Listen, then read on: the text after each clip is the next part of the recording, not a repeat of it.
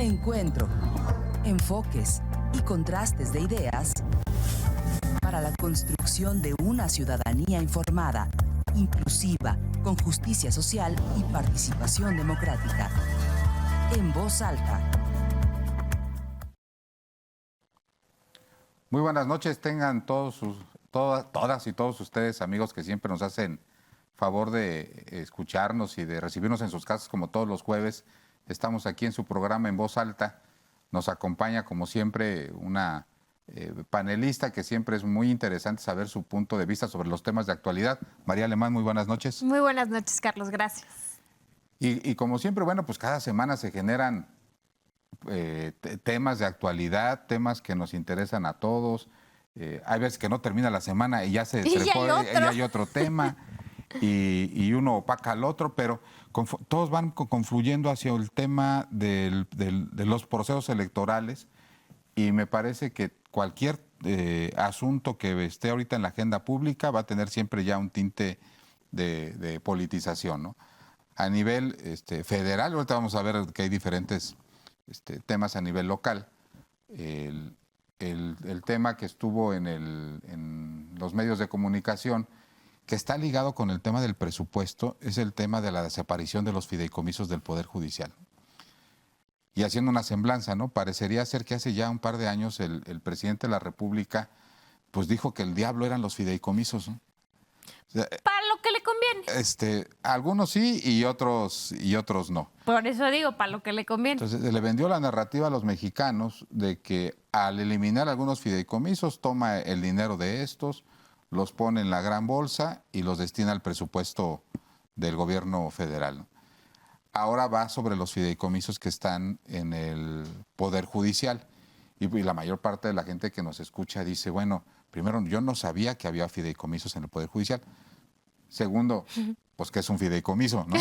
O sea, o primero, que es un fideicomiso que había en el Poder Judicial, entonces. ¿Y en dónde estaban y por qué tenían tantito o poquito o mucho dinero? Entonces a mí me gustaría empezar esta participación con una explicación más o menos de lo que se puede decir de un tú eres especialista. De un fideicomiso. Las entidades públicas, como en el caso del Poder Judicial, reciben dinero cada año. Cada año reciben una cantidad asignada en el presupuesto. Sí, es decir, va a educación, 100 pesos. 100 pesos, o al Poder Judicial 80,000 millones de pesos. Y entonces las entidades públicas, de acuerdo a su normatividad interna, y en este caso a un poder autónomo, pueden ellos tomar la determinación de algunos de los dineros que reciben públicos, irlos poniendo en un guardadito. Digamos que es así, es una bolsita, es como el tarro del café que tenemos en la casa para decir, bueno, pues yo creo que del gasto corriente... Como el cochinito familiar. El cochinito familiar. Pero ya no está dentro del gasto general. Voy a poner un ejemplo, ¿no? Si una entidad recibe 100 pesos y tiene subejercicios, tiene dos formas de tener ahorros.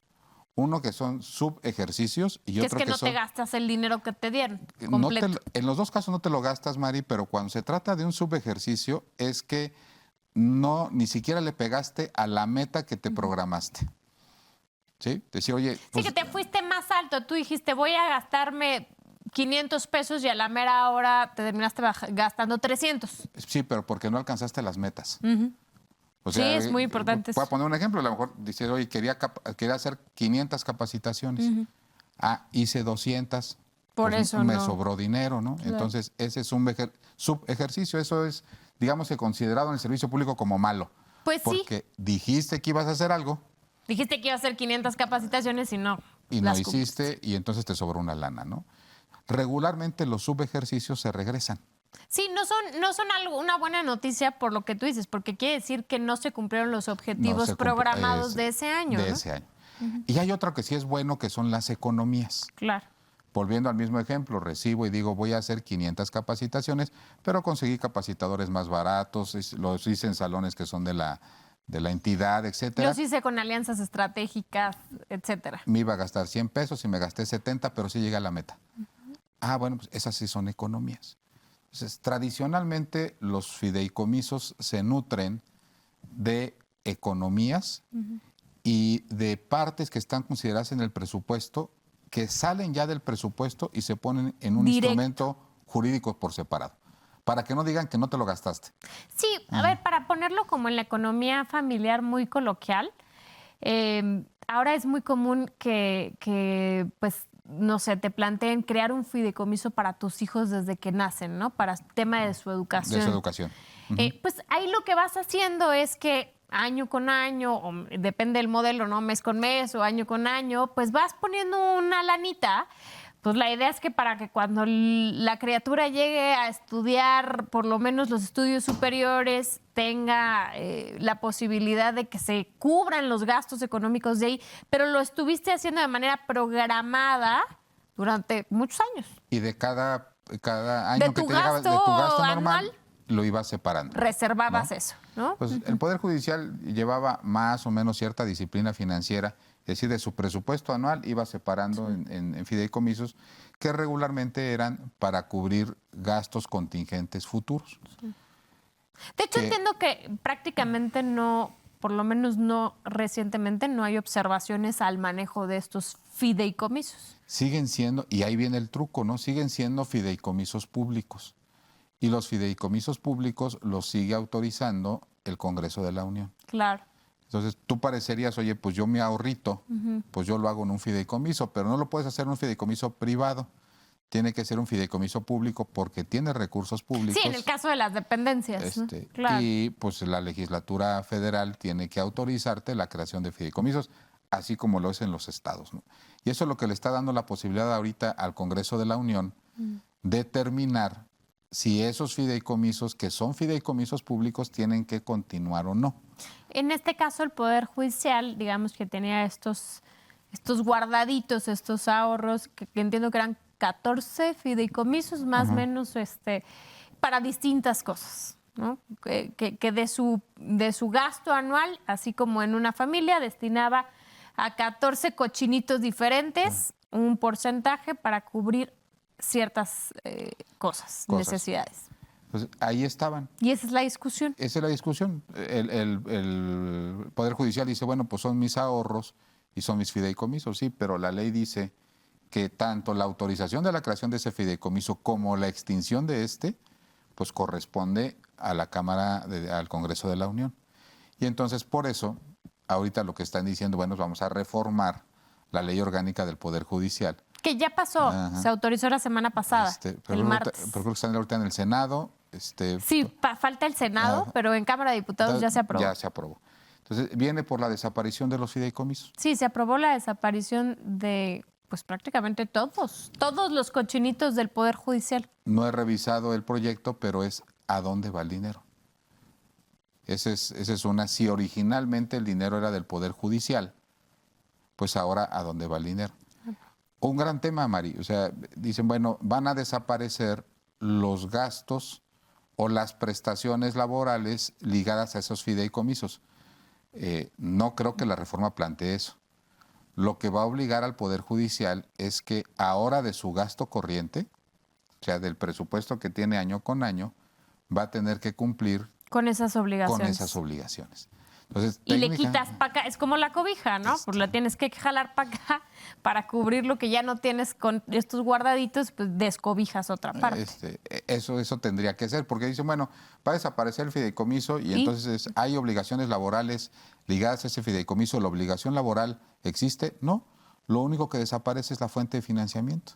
Bueno, y entonces todo esto que ha pasado hizo algo inédito, provocó algo inédito, que es el paro del Poder Judicial de la Federación en nuestro país. Y están en paro desde el jueves de la semana pasada hasta ayer en la noche, no salvo que en estas horas, pero en estos días prácticamente algo inédito. Hoy el Poder Judicial de nuestro país está en paro.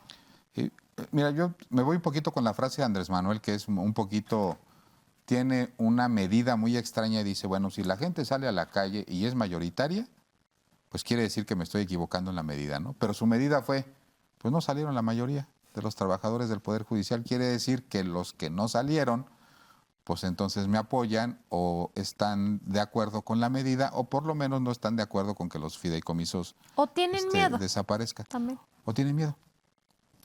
Sí, mira, yo he estado siguiendo de cerca este acontecimiento que explicas de manera muy fácil. Qué bueno que lo pudiste desmenuzar así para toda nuestra audiencia, porque de pronto estos términos de fideicomisos y de tal pues nos enredan muchísimo. Yo creo que el fondo de esto es un tema meramente político. El presidente Andrés Manuel López Obrador es un extraordinario constructor de narrativas.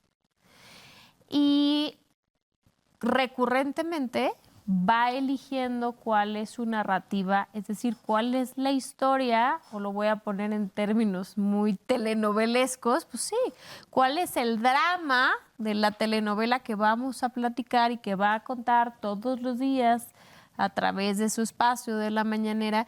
Y en esta telenovela, en este drama, pues él elige constantemente a sus enemigos, que al final del día los utiliza, que las reacciones le favorecen para que construyan y alimenten su narrativa en términos de su proyecto político electoral. Y yo creo que eso es realmente lo que sucede. Primero porque la técnica y la forma en la que se procedió, por lo menos en la Cámara de Diputados, da pie a que la reforma sea absolutamente inconstitucional.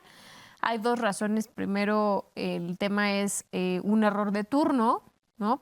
Si vas a reformar la ley orgánica del Poder Judicial, que es una ley, la ley orgánica del Poder Legislativo indicaría que el turno de parte de la mesa directiva sería a la Comisión de Justicia. Y aquí se turna a la Comisión de Presupuesto. O sea, hay esto y ya hay un antecedente de ello. Incluso fue con el tema del INE, que se procedió de la misma manera y se termina resolviendo que es un error procedimental. O sea, si se turna una comisión que no es la que debe de conocer, es razón suficiente de forma y ni siquiera de fondo para declarar la inconstitucionalidad. Segundo, que también sucedió con el INE. La Corte lo que va a hacer es requerirle, parece ser, un informe a la Cámara de Diputados, o en este caso veremos qué sucede en el Senado, a las cámaras que justifiquen las decisiones en términos de los recortes presupuestarios como se le estaban haciendo en su momento al INE.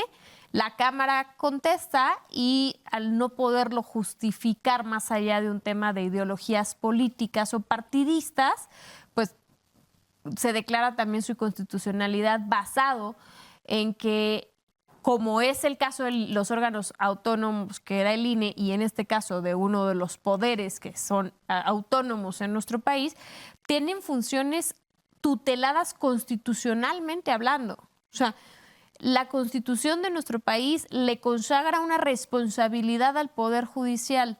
De ahí viene que haya una asignación presupuestaria que garantice el cumplimiento de sus funciones. Si la Cámara no es capaz de justificar con solvencia el por qué les están quitando este recurso, porque efectivamente en el dictamen no se les reasigna.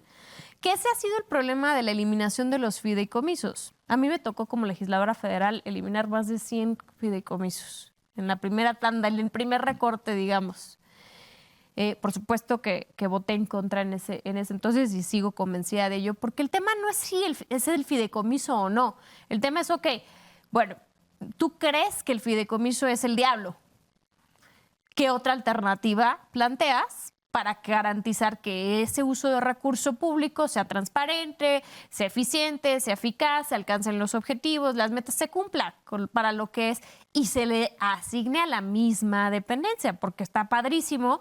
Ahorita le van a quitar, por ejemplo, a Migración para darle al Tren Maya a través de un fideicomiso. Que esas son las incongruencias de la vida. Después de eliminarle y de quitarle al Poder Judicial prácticamente todos sus fideicomisos, todos sus cochinitos y guardaditos, al día siguiente, a través de la Ley de Derechos, se crean 2 fideicomisos nuevos. Uno de ellos para el Tren Maya. Entonces, por eso yo decía, al final es para lo que me conviene. Es el diablo el fideicomiso cuando no me conviene y cuando no lo tengo controlado, como es el caso de un órgano autónomo o de un poder autónomo como es el Poder Judicial. Mira, a mí sí me encanta la figura de los fideicomisos. O sea, cuando lo ves en la iniciativa privada, pues es un contrato basado en la desconfianza, ¿no? ¿Por qué? Porque tú y yo no nos ponemos de acuerdo, le damos el dinero a una tercera persona, que regularmente es un banco, que es una institución que está... pues acreditada, ¿no? Pues acreditada, que no se va a pelar ni con tu dinero ni con el mío, y entonces regularmente este tipo de instrumentos es, pues tú pones una lana, yo pongo otra, o tú pones tierra, se lo damos a un banco, y a ese banco le decimos una serie de instrucciones que las ejecuta y los beneficios nos los reparte a nosotros mismos o a quien nosotros se los digamos. En el caso de los fideicomisos, se pintaron como el diablo a partir de la figura del tema de, como todo en la administración pública tiene sus modas, ¿no? Uh-huh. Hay empresas consultoras, Mari, que van dándole ideas a los funcionarios públicos de cómo hacer las cosas que quieren hacer. Y en la época de Fox fue muy común que estas empresas le dijeran a los gobernantes, no, hombre, una forma de poder desaparecer el dinero de la escena de la fiscalización son los fideicomisos. Entonces, en la época de Fox fue el mayor auge de fideicomisos. Tenías una entidad, recibías 1,000 millones de pesos y decías, voy a hacer una obra, abro un fideicomiso. Y entonces el órgano fiscalizador llegaba hasta revisarte esos 1,000 millones que tú se los transfieras al fideicomiso y cumplías. ¿Qué hacía el fideicomiso con ese dinero? ¿Cómo se gastaban esos 1,000 millones? Ya no entraba. Ya no entraba, ¿no? Sin embargo, con el paso de los años, pues como todo, ¿no? En la administración pública se le van poniendo tapones al tema de la discrecionalidad y se creó esta figura de los fideicomisos públicos y fueron sujetos de revisión por parte de la Auditoría Superior de la Federación. Y luego vino otra figura, dice, bueno, hay fideicomisos que no tengan estructura propia porque hay fideicomisos que aparte contratan su propia estructura burocrática, ¿no? Entonces, es un instrumento valioso para decir, yo recibo este dinero del presupuesto, lo entrego a un banco y le doy instrucciones precisas de en qué gastárselo. Claro, y cómo, y en qué tiempos, y en qué etapas, todo. Así es, y entonces ya queda un poquito fuera de la discrecionalidad del funcionario y de los vaivenes políticos. En el caso de los fideicomisos también son muy valiosos, por ejemplo, para los sistemas de pensiones. Sí. Uno de los grandes... Que de hecho uno de los fideicomisos tenía esa función, esa misión de dar el tema de pensiones a alguna parte de los trabajadores. Y hay que subrayarlo, no de los ministros, no de las 11 personas que siempre están atacadas en condición de privilegio. No. De los trabajadores estamos hablando de los secretarios de acuerdos, de los jueces de distrito, o sea, de los impartidores de justicia a ras de tierra. Sí, pero hay un tema que seguramente muchos de los que nos están escuchando han sobrevivido o han sobrevivido y han vivido. Tú eres trabajador federal. Y entonces el ISSSTE te garantiza tu pensión. Ganas 100 pesos y a lo mejor la pensión del ISSSTE te cubre 50, ¿no? Y con eso te jubilan. Te jubilan. Estos fideicomisos, que son ahorros, te compensan esa 50 o ese 40 o ese 30 que te haya faltado para efecto de poderte jubilar o retirar con un salario parecido al que tenías en tu vida activa. Pero entonces entramos en otro dilema. ¿Por qué para el Poder Judicial sí y para todos los demás funcionarios de la Federación no? Y entonces parecería que lo que no es un derecho, volvemos a así como el perrito que se mueve la cola, lo que no es un derecho es un privilegio. Y entonces parecería ser que los trabajadores del Poder Judicial gozan de ciertas características que al no ser generales para todos los trabajadores se pueden convertir en privilegios, ¿no? Ganados sí a través de su esfuerzo y de su trabajo y de sus años de servicio. De una serie de años de servicio, ¿no? Aquí en Querétaro tenemos un caso bien similar, ¿no? Ahora, pero esto que mencionas puede ser también una de las principales razones de inconstitucionalidad de esta reforma, precisamente. Porque y hay precedentes, no puede ser retroactivo en perjuicio de los derechos adquiridos y mucho menos de los trabajadores en México una ley. Entonces, prácticamente el destino de esta reforma la conocemos. Sabemos que el presidente lo hizo con toda la intención de que fracase, porque eso alimenta su narrativa política. Bueno, fíjate qué es lo que yo creo que va a suceder. Van a desaparecer los fideicomisos. Insisto, no sé a dónde vaya el dinero, pero la obligación laboral del patrón no desaparece. No. Y entonces, a la desaparición del fideicomiso, lo que van a tener que decir es, bueno, pues del gasto corriente le tengo que inyectar. ¿Sí? Este tipo de fideicomisos, por ejemplo, para el sistema de pensiones, pues ya lo quisieran los estados y los municipios, por ejemplo, en Querétaro, ¿no? Que sí los tienen todavía muy incipientes y que deberían de servir para poder, digamos que a completar lo que hoy se paga de gasto corriente para las pensiones y jubilación de los trabajadores, que va en un ascenso impresionante, ¿no? Aquí en Querétaro se acaban de constituir 2 fideicomisos interesantes para el tema del transporte, ¿no? Uno para recibir el dinero del transporte, que es una situación que va a ser de mucha utilidad. Desde todo el sistema de transporte se recibe el dinero a un fideicomiso y en ese fideicomiso se determina qué parte va al Estado con los camiones que acabe de adquirir y qué parte va al concesionario que todavía existe en materia de transporte. O sea, es una herramienta útil que yo creo que en el caso del Poder Judicial está politizada y que no ataca, insisto, a los derechos laborales. Simplemente le va a meter una presión financiera al Poder Judicial al decir ese dinero que yo tenía ahí guardado y que ya estaba generando intereses y que ya estaba seguramente en algunos instrumentos de inversión y que me permitía cubrir algunas cosas que eran derechos laborales, pues ahora lo voy a tener que hacer pues de mi dinero del gasto corriente, ¿no? Sí es de llamar la atención por qué las marchas no fueron más nutridas.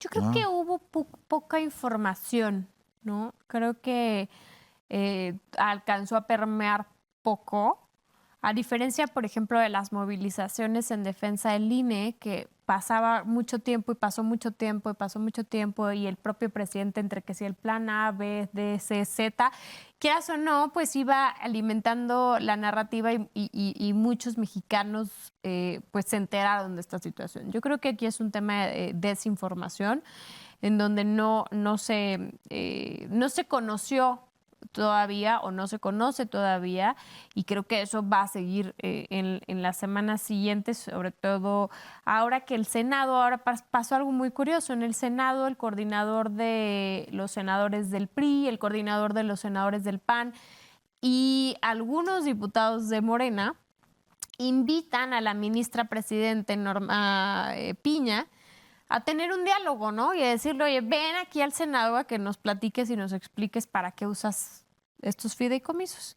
Entonces, en principio ella contesta y dice, claro que sí, por supuesto, díganme qué día y a qué hora estoy ahí, ¿no? Y luego dicen que nadie le invitó. Y luego, pues como yo creo que no esperaban, sobre todo el ala de los morenistas que la invitó, no esperaban que fuera a aceptar, ¿no?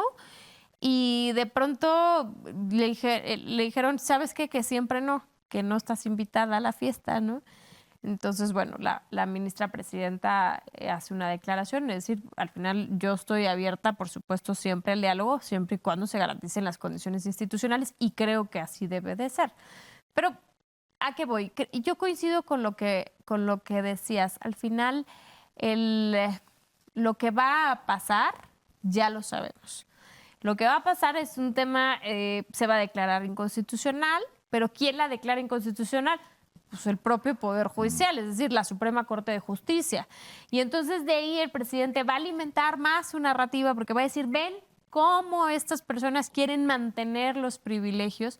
Y con otra, Carlos, la realidad y tristemente en México, y lo digo con mucha responsabilidad y con mucho reconocimiento a la labor de todas las personas que laboran en el Poder Judicial y que hacen un esfuerzo extraordinario por la impartición de justicia en nuestro país, pero este es uno de los temas que más deuda histórica tiene. Entonces, si tú sales de aquí del estudio y preguntas en cualquier lugar, la gente no tiene una buena percepción del Poder Judicial, de la impartición de justicia en el país, no, hombre, qué decirte, ¿no? Entonces, evidentemente es sumamente retable. O sea, el presidente es un maestro, sabe perfectamente que este es un tema en el que la gente va a decir, ay, sí, claro, que les quiten el dinero. Es más, que les dejen de pagar, porque pues no hacen nada, no sirven para nada. Ese es el comentario coloquial que va a existir. La realidad es que yo creo que hay mucho por hacer, sin lugar a duda.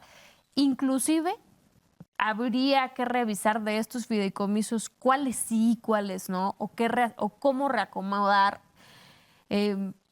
Pero venir a desacreditar el trabajo de tantas personas de tantos años de un plumazo nada más por una narrativa popular me parece sumamente mezquino. Yo creo que aquí va a haber un reto importante para el Poder Judicial y es mejorar la forma en la que comunican su acción. Por ejemplo, yo cuando platico con expertos en materia de amparo, pues yo no me he encontrado uno solo, que no identifique la figura del amparo como una figura elitista. Es decir, todo mundo que tiene la posibilidad de ir a un amparo es porque tiene un abogado, porque tiene para pagarlo. Claro, está en una condición de privilegio. Está en una condición de privilegio y aparte, si gana, pues nomás le beneficia a él.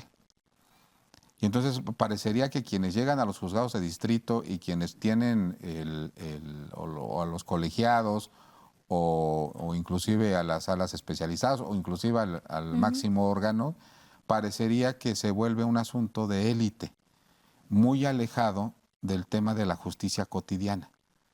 Entonces, cuando la gente normal, la gente que nos está escuchando, la gente que nunca ha tenido un juicio, no porque no lo necesite, sino porque no ha tenido el recurso para poder llegar a estos niveles, dice, bueno, pues a mí el Poder Judicial... Ni me viene ni me va. Pues, ¿qué? Sí, claro. ¿No? O se confunden mucho las funciones. Yo el otro día estaba leyendo más bien un hilo en redes sociales de varios comentarios, ¿no? Y muchas de las funciones que decían, no, es que sí, ¿para qué queremos esto? Que no sé cuánto, que vas y presentas tu denuncia y no te hacen caso y luego se confunden las funciones con las funciones de la fiscalía, de lo que eran los ministerios públicos, ¿no? Y entonces la gente, pues, dice, no sirve para nada.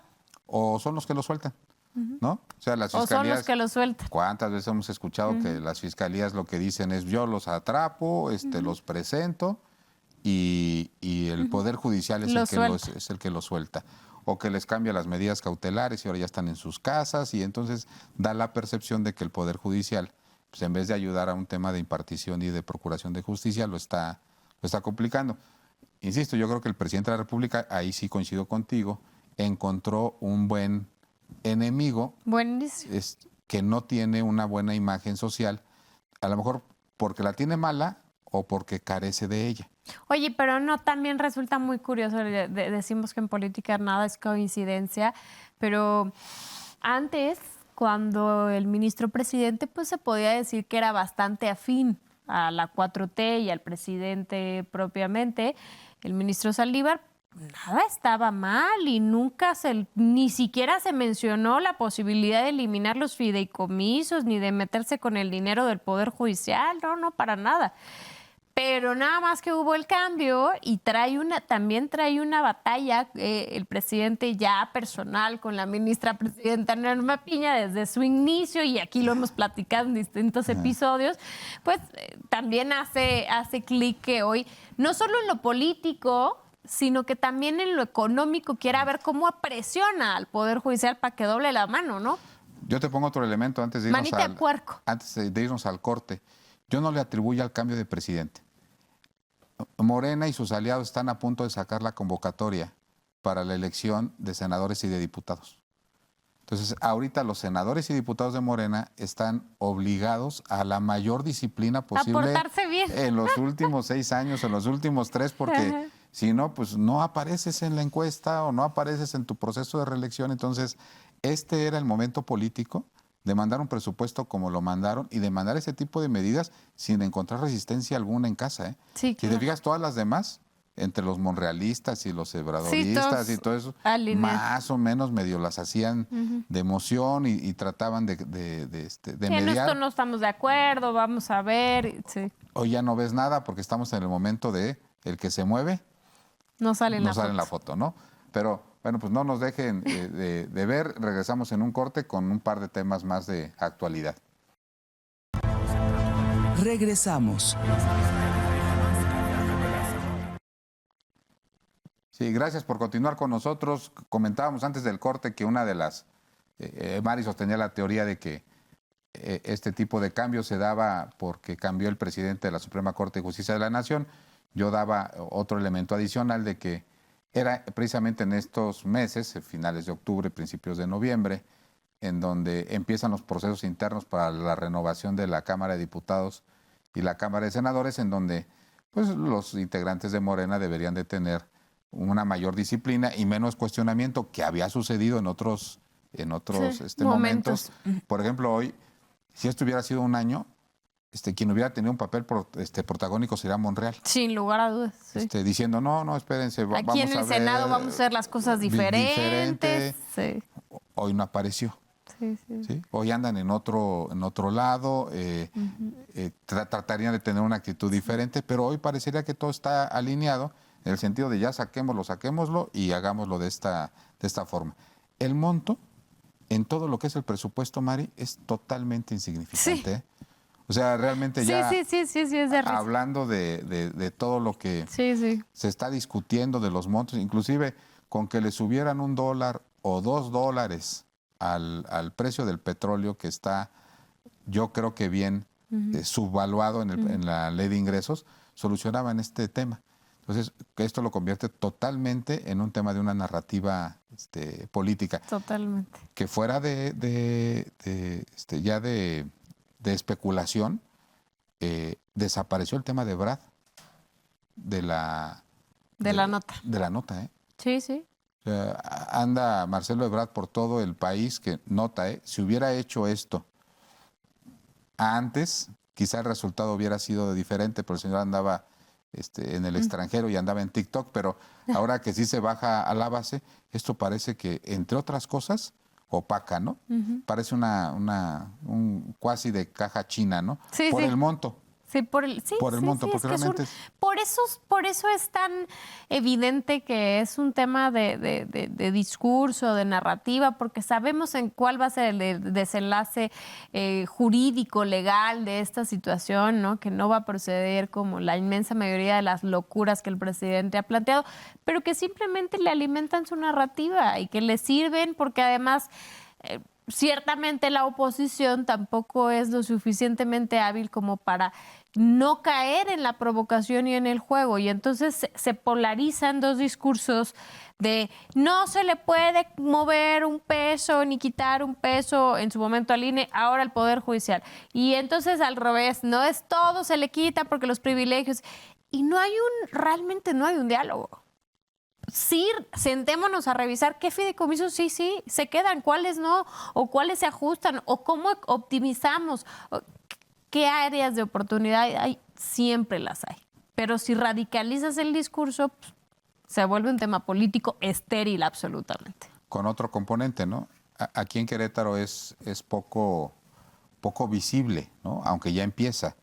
Pero tú cuando ves a todos los estados de la República que nos rodean, ya en todas las campañas anticipadas están a todo lo que da. O sea, viajas a algunos de los estados donde gobierna Morena. Sí, y, no. Está repleto de espectaculares. De bardas. Camiones. Sí. Todo esto está a la luz del orden del día. Entonces, yo lo que he notado de otros estados, insisto, no es el caso de Querétaro, porque aquí tenemos una condición de un gobernador que no es de Morena, pero seguramente van a empezar a aparecer bardas, a aparecer en redes sociales, gente que tiene legítimas aspiraciones. Pero el discurso va a empezar a dominar. ¿Sabes cuál va a empezar a dominar? Hace falta cambiar a los ministros de la Suprema Corte de Justicia de la Nación. Sí, recordarás que incluso la propuesta del presidente es que sean electos, ¿no? O sea, en su plan, ya no me acuerdo si era el A, B o el Z, pero en uno de los planes, uno de los componentes de estos planes era que los ministros y los magistrados también del tribunal fueran electos por voto popular. Va a decir, bueno, privilegios, no quisieron desaparecer, la controversia llegó a ellos mismos se defendieron y va a ser la narrativa de, pues estuvieron en contra de esto, de esto, de esto, de esto y de esto y de esto, y una serie de cosas que hay. Inclusive también seguramente por estos días va a salir lastimado por ahí don Ricardo Salinas Pliego con su deuda que tiene ahí con Hacienda, que su asunto está detenido, y tan solo su asunto es más grande. Más del dinero del fideicomiso. De este fideicomiso. O sea, con que le cobraran a este señor con sus... Podrían mantener el Poder Judicial sus fideicomisos. Sus fideicomisos, decir, oye, pues saquen la resolución como debería de ser y vas a ver que solucionas tu tema financiero. Pues sí, pero unos son compas del presidente y los otros no. Es que ese es el tema, lamentablemente en México, y no es un tema de esta administración, es que se repite y se repite la historia hasta el día que nosotros hagamos algo ya. Y lo interesante que sería rescatar de la parte buena del presidente es que ahora todos los mexicanos podemos empezar a ver cuáles son las condiciones laborales de nuestros funcionarios. Porque si hay algunas cosas que sí están muy bien, claro, y otras que no están tan bien. Hablaban de fideicomisos para hacer fiestas, para la fiesta del Día del Niño, para la fiesta del Día de las Madres, del Día del Padre, los lentes. O sea, y yo quiero suponer el trabajador de a pie que dice, bueno, pues yo trabajo, yo pago mis impuestos para que pues las personas que tienen que servir a los funcionarios públicos, ellos sí se despachen con la cuchara grande. Pero desde luego ahí no es exclusivo el Poder Judicial. O sea, todos los contratos colectivos de las entidades públicas tienen cosas que son totalmente aberrantes, que son derechos laborales que están ganados, que finalmente podría no estar ya en cuestionamiento, pero quiere decir que hay un 4%, 3%, en 3-4% de la población mexicana que son funcionarios públicos que están en una condición diferente al resto del 96% de los trabajadores y son los que deberían de estar para servir, ¿no? Entonces, ese me parece que debería de ser uno de los temas de fondo. De aquí en adelante, cómo se van a empezar a negociar este tipo de prestaciones, inclusive este tipo de pensiones. ¿Sí? Y si a final de cuentas o a final de la historia, este tipo de prestaciones son sostenibles en el largo plazo. Que eso, en términos de finanzas públicas, sería mi principal duda, ¿no? Hasta ahorita está bien ahí y hay algunas otras dependencias que tienen esas o más prestaciones y en el largo plazo son sostenibles. Claro. ¿No? Esa yo creo que tendría que ser un gran tema, ¿no? Sí, al final de cuentas yo creo que sí algo hay que reconocer es que efectivamente se ha buscado hacer como un replanteamiento desde estructural real en el tema del Estado mexicano, sobre todo en cuanto digamos, al tema económico, de gasto económico, de gasto de los recursos de todos. Yo creo que eso sí siente un buen precedente. En el caso particular de ahorita es que al final sabemos que no va a suceder, sabemos que es un tema de un discurso, sabemos que es una narrativa perfectamente diseñada, pensada políticamente hablando. Y entonces sí, podríamos decir que tiene una consecuencia positiva o que la puede tener, pero la realidad es que no se está haciendo por eso.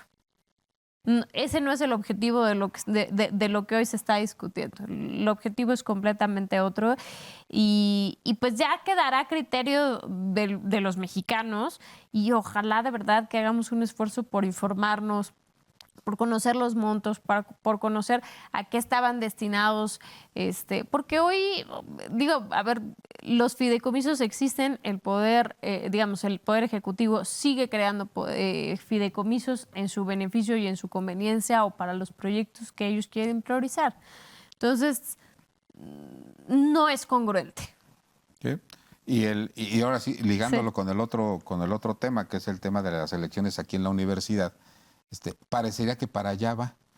Tuve la oportunidad de presenciar solamente una de las presentaciones, pues la vi completita, de los aspirantes a rectores, y desde esta nueva forma que tenemos de elegir rector aquí en la universidad, que es del 2000 a la fecha, en donde la ley orgánica no cambia, pero hay un acuerdo político, así lo quiero yo visualizar, en donde dicen, bueno, pues los votos que están sujetos o que se van a reproducir en el Consejo Universitario, pues tienen que llevar el respaldo de los estudiantes, ¿no? En el caso de los estudiantes, los 2 votos universitarios, en el caso de los maestros, los 2 votos de la universidad. 5 participantes, el de la Facultad de Contaduría termina declinando. Vine yo a escuchar con atención si había alguna propuesta diferente a las que se hacen los políticos de afuera. Dije, bueno, pues también para saber si hay algo nuevo, ¿no? A quien nos dedicamos en esto, dijimos, a lo mejor hay un tema de discurso nuevo. Pero lo que me dio la impresión es de que la mayoría de los discursos estaban destinados a decir, yo siendo rector o rectora, les voy a dar más. Más becas, más infraestructura, más tiempos completos, más incentivos para investigación, más. Una reproducción de la izquierda que está en el país, que seguramente podría parecer que da resultado, pero que yo creo que en términos generales le quedó de ver mucho a la comunidad universitaria. Y a lo mejor no se han dado cuenta porque dicen, bueno, sí, pues todos los rectores o todos los candidatos a rectores están ofreciendo que nos van a dar más. Pero no alcancé a escuchar de ninguno de los participantes. Uno es el cómo y el 2 el cómo proyectar la universidad hacia afuera, ¿no? Sí. Es una universidad muy metida en sus temas internos, ¿no? Sí, te entiendo. La visión hacia adentro y no solo y se está descuidando la visión del que al final del día debería de ir junto con pegado, como se dice, ¿no? Porque trabajar en una visión de posicionamiento, de colocación, incluso en el mercado a nivel nacional de la universidad, evidentemente traería consigo proyectos interesantes que permitan generar mejores condiciones al interior, ¿no? O sea, cosas tan estructurales como, por ejemplo, 3 de los 5 aspirantes mencionaban el caso de los proyectos de investigación y decían apoyo para los programas de investigación. Y está bien, pero si ya un programa de investigación requiere apoyo, es que en sí mismo no es rentable. Sí, te entiendo el punto. O sea, parecería, ¿no? Y desde hace yo creo que un par de rectores le impidieron el sistema universitario a quien tuviera una buena idea para desarrollar un proyecto de investigación, quedarse con una parte del beneficio económico de su trabajo intelectual y de la gestión que hiciera de recursos para traerlos a la universidad. No, pues. Entonces, si no hay una generación de este tipo de, por así llamarlo, de capitalismo intelectual para traer a la universidad, y seguimos pensando que los proyectos que se generen de investigación, en vez de dejarle a la universidad, cuestan y hay que incentivarlos desde el punto de vista económico, me parece que es una visión muy interna, ¿no? Mira, yo lo resumo de esta manera. Lamentablemente, y creo que va a estar muy interesante ahora, justo que también inicia el proceso electoral rumbo al año que entra, y de manera coordinada y también en simultáneo con el proceso interno de la universidad, lo que vemos es que quienes aspiran a llegar a cargos de representación, llámese dentro de la universidad o afuera, la realidad es que se están limitando a plantearle a los electores un proyecto de administración del presente. Así me gustaría resumirlo. Es decir, pues miren, vamos a ver cómo administramos lo que somos, lo que hay, pues ahí vamos viendo cómo lo podemos repartir, ¿no? Repartir, porque es lo mismo, no estás generando más, solo estás repartiendo y evidentemente se agota. Y yo no veo desde hace tiempo proyectos que lo que hagan es plantear una construcción de futuro. No veo proyectos que estén precisamente visualizando a estas instituciones en el futuro.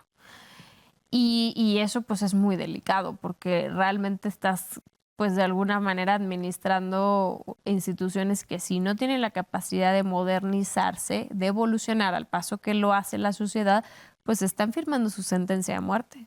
Pero pues imagínate, nada más aquí ya no tengo la estadística en la mano, pero casi estoy seguro que el número de estudiantes en iniciativa privada en Querétaro es superior al tema de las universidades públicas, en particular de la universidad. Cuando hablaban de la privatización de la universidad, pues no se referían a que la universidad algún día se fuera privada, sino que se estrangulara tanto que no pudiera abrir los espacios de tal forma que los jóvenes encontraran una dimensión diferente fuera de la universidad. ¿Qué es lo que está sucediendo? ¿Qué es lo que está sucediendo? No vi tocar, por ejemplo, el tema que es muy importante, que ya hay ofertas académicas afuera muy exitosas que duran 3 años y medio y aquí todavía a los chavos les metemos 5 años, por ejemplo, ¿no? La patrimonialización de los edificios. ¿Sí? En otras universidades ya hay una mezcla. Modelos híbridos. Modelos híbridos en donde dice, oye, pues ¿por qué yo de conta no voy a ir a tomar clases a Derecho? O troncos comunes, ¿no? O las clases de matemáticas las voy a tomar en Ingeniería, si ahí es posible que encuentre algo que tiene la universidad y que desperdicia de forma monumental, que es el capital social. Sí. O sea, sí, estoy de acuerdo. Vienes y te metes a tu facultad y conoces durante los 5 años a la gente de tu facultad. Pero la facultad de Química que está enfrente, tratando de conta, o la facultad de Derecho, pues solamente coincides cuando tú vas a comprar una torta en la cafetería, cuando podrías intercambiar contenidos académicos, podrías intercambiar salones inclusive. Sí. Hoy dicen, bueno, hay facultades que no tienen infraestructura para poder atender más alumnos y ya hay facultades que tienen salones que no están siendo ocupados, pero dicen, son mis salones y nadie los puede usar, entonces una parte de una logística ahí interesante. Incluso, ¿no?, de una reingeniería de fondo en tema de académico, ¿no? Planteaba una universidad privada hace algunas semanas su nuevo esquema de académico, y ahora ellos, y es una universidad de mucho prestigio, esta universidad tendrá un tronco común de todas las carreras universitarias los primeros 3 semestres, que son como los conocimientos básicos que todos los que accedemos al privilegio de tener una educación superior debemos de tener bien cimentados. Y a partir de ahí sí, entonces, ya definir tu carrera. Y me parece un acierto porque al final, cuando tienes 17 años, yo creo que yo tomé la decisión y hoy sigo siendo muy agradecida y muy privilegiada de haber elegido bien, ¿no? Pero tienes 17 años y muchas veces no estás claro de qué quieres estudiar. O sea, no estás a lo mejor convencido, tienes dudas, no sabes si es... y es una de las decisiones que más van a marcar tu vida como adulto, ¿no? Entonces, creo que este modelo que planteaba esta universidad me pareció muy interesante y son cosas que hoy no se está viendo en la universidad, en la Universidad Autónoma de Querétaro. No estamos viendo que se esté haciendo una reingeniería de fondo en términos académicos, de plantear modelos de innovación, de emprendimiento que incluso generen una economía para la universidad. Bueno, lo que le comentamos aquí a la rectora en su momento, ¿no? Hay grandes facultades que tienen, están en buenos lugares a nivel nacional y que podrían ofertar en otros estados, incluido en otros países, a precios de iniciativa privada que pudieran complementar el presupuesto de la universidad. El tema de que los estudiantes pudieran conocer otras áreas. Te voy a poner un ejemplo. Hay universidades privadas que ya son muy exitosas, ya no digamos de otras facultades, ¿no? O sea, semestre con semestre te cambian de grupos. Sí. ¿Sí? Y no para fastidiarte, sino pues para que conozcas otras personas, porque en serio el 90% jóvenes del éxito que tienen ustedes en la universidad es la gente que conocen. Y el otro 10 podrá hacer el conocimiento y podrán hacer una serie de cosas, ¿no? Pero las relaciones afuera son totalmente indispensables y es precisamente lo que se descuida acá. Empiezas con el mismo grupo y terminas exactamente con el mismo grupo. Entonces, conoces a los mismos 30 o 40 hacia el final y ahí se redujo tu evento. Lo que nos dejó también muy importante el tema de la pandemia es que parte de las clases ya pueden ser virtuales. Entonces, ¿por qué no tener 3 años o una parte o 3 horas o 4 horas presenciales? Tener las otras virtuales, tener edificios disponibles para tener un tercer turno en las escuelas y podamos incrementar en un 33% de la noche a la mañana la capacidad que tiene la universidad para poder dar clases. de cualquier forma dicen, bueno, pues es que habría presión para los de tiempo completo. Ya nadie sueña en la universidad con ser de tiempo completo. Es totalmente... sí, ilusorio. Ya es ilusorio. Ya cuando dices, voy a la universidad a ver si soy tiempo completo, en serio ya nadie lo espera porque son 2 o 3 tiempos completos los que te dan al año, ¿no? Entonces, todos los que estamos ahí estamos por amor al arte y hay mucha gente que se quiere incorporar para dar clases en la universidad, ¿no? Es lo que yo no vi. Yo espero que en esta segunda vuelta que tengan los candidatos y cuando ya tengamos rector o rectora, la invitación sería piensen fuera de la universidad, ¿no? Sí. Porque creo que es lo que está faltando. Vi puros proyectos hablando de la comunidad universitaria en un momento determinado, que es el hoy y el ahora, y si me lo permiten ahí, lleno de populismo, ¿eh? Sí, que piensen en el futuro, de la construcción de una universidad del futuro, ¿no? No solo de la administración de lo que es hoy la universidad, sino cómo construimos la universidad en las próximas décadas. Creo que eso es fundamental. Y la otra, la capacidad que se tenga de involucrar realmente a los estudiantes. La semana pasada estaba yo en mi facultad y platicando con varios estudiantes, ni enterados, o sea, bueno, sí saben que hay elección porque por error ahí han escuchado algo, pero no saben ni quiénes son los candidatos, no saben qué propuestas tienen, realmente no están muchos involucrados. Yo creo que ese es el principal reto, ¿no? La rigidez de traer a todos los candidatos en presentaciones, a veces en la tarde, en la mañana, y no pueden hacer gran cosa. O modelos diferentes, o sea, hay que buscarle como... ¿Cómo innovar? Yo creo, ese es el reto y la reflexión. Bueno, pues muchas gracias se nos acabó el tiempo, muchas gracias por el favor de su atención y no nos dejen de ver el próximo jueves en su programa En Voz Alta.